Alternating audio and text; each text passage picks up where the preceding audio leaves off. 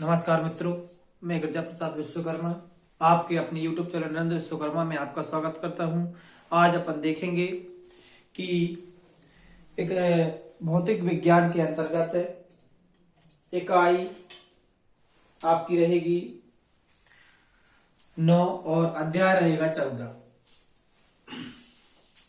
इकाई 9 अध्याय 14 के अंतर्गत देखेंगे। आज अपन भौतिक विज्ञान में संचार पद्धति का चैप्टर पूर्ण करने के बाद आज अपन जो भौतिक विज्ञान के अंतर्गत चैप्टर देख रहे हैं वो है अध्याय 14 और आपकी इकाई है जो इकाई रहेगी 9। इकाई 9 अध्याय 14 के अंतर्गत अपन देखेंगे आज अर्धचालक युक्तियां।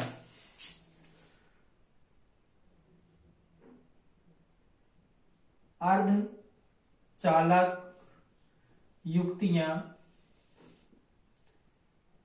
अर्धचालक युक्तियां,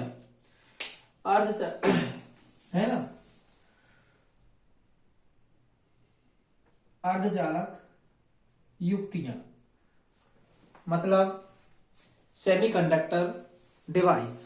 सेमीकंडक्टर डिवाइस के अंतर्गत अपन को इसके अंतर्गत पढ़ना क्या क्या है और जानकारी क्या होनी चाहिए, तो अपन इसके अंतर्गत देखेंगे जैसे ठोसों में अर्धचालक युक्तियों के अंतर्गत अपन देखेंगे कि ठोसों के अर्धचालक कितने प्रकार के होते हैं, उनकी परिभाषा क्या है, उनके लक्षण क्या है, ये सारी चीजें अपन इनके अंतर्गत देखेंगे। देखते हैं, सबसे पहले चर्चा करते हैं ठोस आखिर क्या है। जैसे कि हम आप जानते हैं ठोस पदार्थ आपकी 3 अवस्थाएं होती हैं जो उनके बारे में आप लोग चर्चा करते ही होंगे, लेकिन अपन सबसे पहले देखेंगे क्योंकि हम आप जानते हैं कि आज अपन जो चर्चा कर रहे हैं वो है मुख्य बिंदु अर्धचालक पर। अर्धचालक, चलिए देखते हैं। इसके लिए सबसे पहले अपन ये जानते हैं आखिर ये है क्या, तो आपको हम बता दें कि अर्धचालक में अपन देखें जैसे ठोस हो तो हम जानते हैं या अपन जानते हैं कि प्रत्येक पदार्थ होता है वो परमाणुओं से मिलकर बनता है। हम जानते हैं कि प्रत्येक पदार्थ परमाणुओं से मिलकर बनता है। और यदि ठोस की बात की जाए तो ठोस क्या है, सॉलिड, तो क्या है जिसके परमाणु एक निश्चित अवस्था में हो, जिसके परमाणु एक निश्चित अवस्था में हो उसे हम, जिसके परमाणु एक निश्चित अवस्था में हो उसे हम ठोस कहते हैं। ठोस की परिभाषा वैसे अपन कई प्रकार से बना सकते हैं। जैसे ठोस क्या है, इसमें अपन लिख सकते हैं कि परमाणु है जो अपने इसके छोटे छोटे अणु हैं वो कैसे हो, निश्चित अवस्था में हो, ये भी परिभाषा बना सकते हैं। दूसरी परिभाषा अपन चाहें यदि बनाने के लिए, पहली परिभाषा आप ये भी बना सकते हैं कि परमाणु निश्चित अवस्था में हो। दूसरी परिभाषा यदि अपन चाहें तो बना सकते हैं जो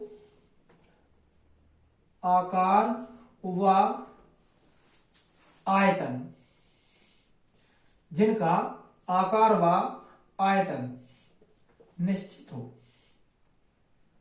जिनका आकार व आयतन निश्चित हो, ये भी ठोस के अंतर्गत ही आएंगे।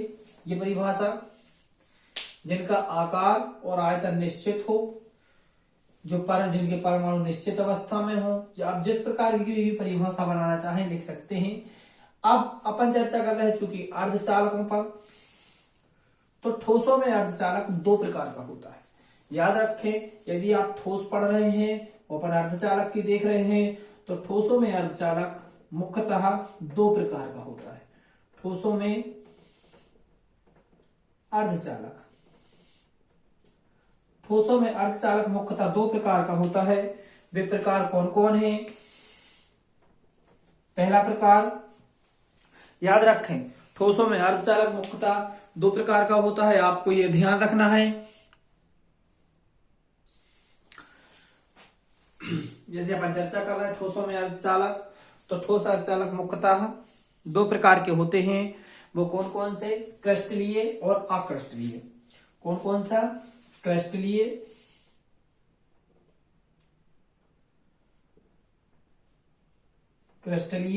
और दूसरा होता है अक्रिस्टलीय। आप दोनों को ध्यान से समझ लें, क्योंकि अगर अपन ने नाम से ही स्पष्ट हो जाता है।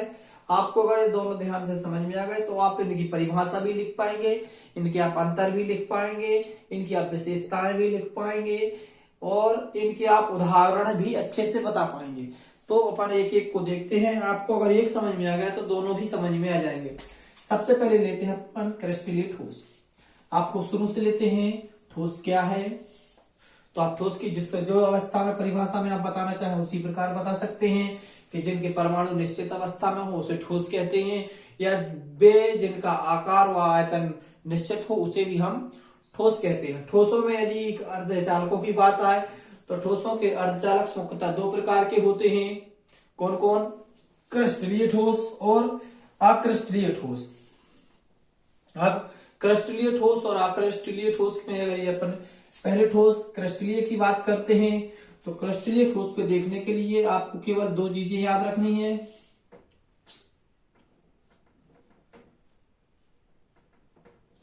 क्रिस्टलीय ठोस में याद रखें जो इनकी संरचना होती है वो निश्चित होती है, नियत होती है।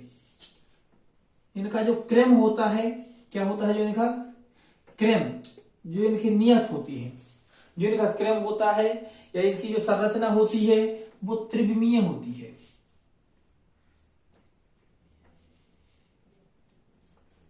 जैसे आप उदाहरण के तौर पे देखें, इनकी परिभाषा भी बाकायदा आपको क्रम से बताएंगे, लेकिन इसे समझ ले। क्रिस्टलीय संरचना क्या है? मतलब इनका जो होती है निश्चित होती है, क्रम में होती है, या इनकी संरचना त्रिविमीय होती है। जैसे उदाहरण में अपन कुछ भी ले लें, शक्कर ले लें, हीरा ले लें। उदाहरण में अपन ले सकते हैं हीरा। तो क्रिस्टलीय ठोस आपके क्या है? अगर हम इसकी परिभाषा देखते हैं, इसमें लिख सकते हैं अपन वे ठोस जिनके परमाणु एक नियमित क्रम में व्यवस्थित होते हैं। फिर से सुने, अगर अपन कहें तो वे ठोस, क्रिस्टलीय संरचना की बात आ रही तो आप लिख सकते हैं वे ठोस जिनके परमाणु एक नियमित क्रम में व्यवस्थित रहते हैं। अपन ने देखा क्रिस्टलीय ठोस क्या है, तो वे ठोस जिनके परमाणु एक नियमित क्रम में व्यवस्थित रहते हैं क्रिस्टलीय ठोस कहलाते हैं। कौन कौन से हैं? यदि अपन उदाहरण के तौर पर देखें तो अभी अपन बता चुके हैं। उदाहरण में आपके रहेंगे, जैसे सबसे पहले तो अपन हीरा ले लें, शक्कर भी है। सीधी सीधी बात, वे ठोस जिनके परमाणु एक निश्चित क्रम में हो, वो उसमें हीरा आ सकता है, शक्कर आ सकती है, अन्य भी कोई आदि है, ईटीसी आदि बहुत है ना। तो आपको दो अगर उदाहरण एक दो लिख भी दिए तो भी बहुत है, लेकिन यदि आपको और लिखना है तो आप कई उदाहरण लिख सकते हैं एक साथ। ऐसा नहीं है कि आप दो ही में संतुष्ट हो जाए। चाहे तो सल्फर है, कैल्साइट है, हीरा है, नमक है, चीनी है, एलम है, कॉपर सल्फेट है, कुछ भी लिख सकते हैं, है ना। इसमें आप चाहें, आप जो जानते हैं जिन्हें, उनको लिख सकते हैं। जैसे नमक और अपन जोड़ सकते हैं इसमें, है ना। कॉपर सल्फेट भी जोड़ सकते हैं, चाहे तो कॉपर सल्फेट जोड़ सकते हैं। जो अपन को जानकारी है जिनकी। बाकी बहुत हैं, ऐसे आपको ज्यादा जरूरत नहीं है, 2 के नाम आपको याद रखने हैं। तो किसमें अपन चर्चा कर रहे थे सबसे शुरू में, ठोस क्या है, जिनके परमाणु निश्चित होते हैं या जिनका आकार और आयतन निश्चित होता है। ठोसों के अर्धचालक में यदि देखा जाए तो कितने प्रकार के होते हैं? ठोसों के अर्धचालक मुख्यतः 2 प्रकार होता है, क्रिस्टलीय ठोस और अक्रिस्टलीय ठोस। क्रिस्टलीय ठोस पे चर्चा कर रहे हैं। क्रिस्टलीय ठोस क्या है? वे ठोस जिनके परमाणु एक नियमित क्रम में व्यवस्थित होते हैं। इनकी आकृति कैसी होती है? त्रिविमीय होती है। याद रखें तो वे कौन कौन से हैं? जैसे हीरा हुआ, एग्जाम्पल में शक्कर हुआ, नमक हुआ, कॉपर सल्फेट हुआ, ईटीसी आदि, है ना। अब इनकी विशेषताएं में आपके ज्यादा कुछ नहीं आपको लिखना है। विशेषता में पहली बात तो ये विशेषता आपकी यही हो गई कि ये नियमित क्रम में व्यवस्थित होते हैं, पहली विशेषता हो गई। सेकंड विशेषता देखते हैं। सेकंड विशेषता, इनका गलनांक, याद रखें, इनका गलनांक सामान्य होता है। इनका गलनांक कैसा होता है? सामान्य होता है, या इनका गलनांक निश्चित होता है। और अगली विशेषता रहेगी, ये विषमदैशिक होते हैं। इनका गलनांक क्या होता है? गलनांक निश्चित होता है ना। याद रखें। तीसरा है ये विषमदैशिक होते हैं। विषमदैशिक का अर्थ आपको मालूम होना चाहिए। आखिर विषमदैशिक है क्या, अर्थात में अपन लिख सकते हैं। आखिर विषमदैशिक है क्या, मतलब नाम ही में छुपा है विषमदैशिक